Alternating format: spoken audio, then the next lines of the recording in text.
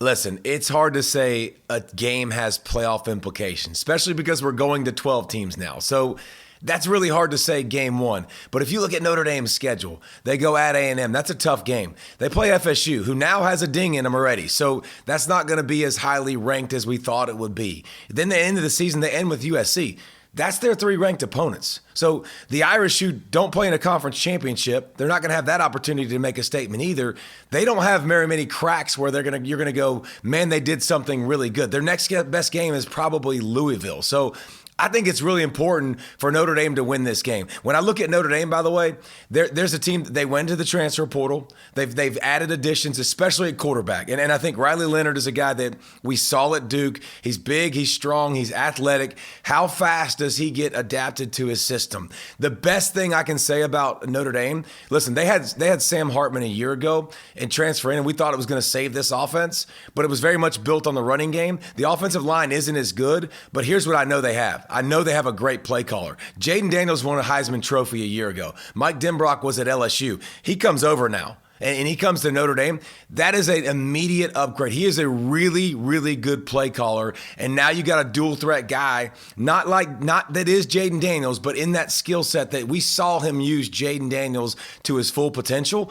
I think that's a really good thing for Notre Dame. They got a tight end again, Mitchell Evans, like the next big-bodied tight end, that can make plays on the outside. The receivers, do they come along quickly? I don't know, but here's what I know. So you have, obviously, Mike Denbrock on the offensive side of the football. That's solidified. That's going to be a great side of the football. Then you got the defensive side of the football. Al Golden, he has been unbelievable. Like, he does a great job on the defensive side in game plans, not getting beat deep. They got one of the best corners in the country in Benjamin Morrison. So I think Notre Dame's going to be a really, really good team. But I just think they've only got a few showcases, so they can't lay an egg in one of these and then expect to be in the college football playoff at the end. And spin it to the other side, A&M, they got plenty of opportunities to make statements. Mike Elko, I think Mike Elko's a star. I think he's going to be a great head coach. When you watch what he did at Duke, what he did with Duke is he took talent that they didn't really have a lot of, and he maximized it. Jimbo Fisher did the exact opposite at A&M. Like, you went to practice and you're like, golly, five-star, dang, five-star, like all over the place, a ton of talent, and just couldn't put it together. 12 wins his last two seasons. Mike Elko had 16 wins at Duke.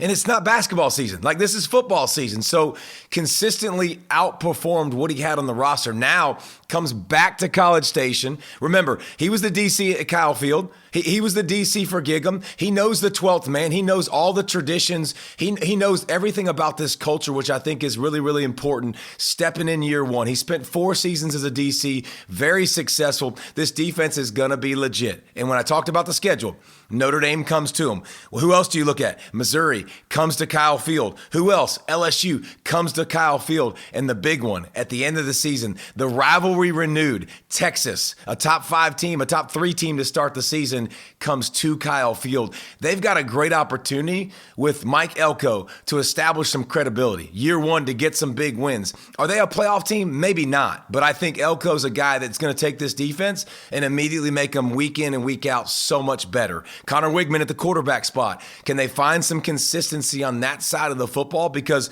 the schedule's tough, but they dodge UGA. They dodge Ole Miss. They dodge Alabama. And I just think Mike Elko is a really great coach and can make a statement year one, but more importantly, week one can get some juices, some mojo, some good feelings going, because Texas A&M has everything you need to be an elite team, year in and year out, to be one of those upper echelon teams. They've got resources, man. They've got high school recruiting in their backyard. They've finally got a really good football coach that I think can develop, recruit talent. Like, the NIL budget, it's Texas, bro. Like, Texas money runs deep. Like, they've got a budget. They've got everything. They've got facilities. Everything is in place for Texas A&M to be a perennial power in college football. And one more thing, and this isn't a little thing on the Aggies. This is a huge thing. I know what Elko is going to bring to the table, and I know what his defense is going to do because I've seen it, I've done it, I've felt it. He spent 4 years there, right? Like, I know he's going to be great. I know they're going to be great. Connor Wigman, they've been trying to figure out the QB spot for a while. He's not just a guy. And I'm not saying, like, if it clicks, he's going to be good.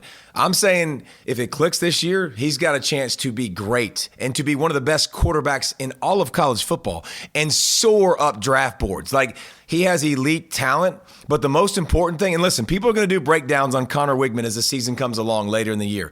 They're going to show you his pocket presence and his mobility in the pocket.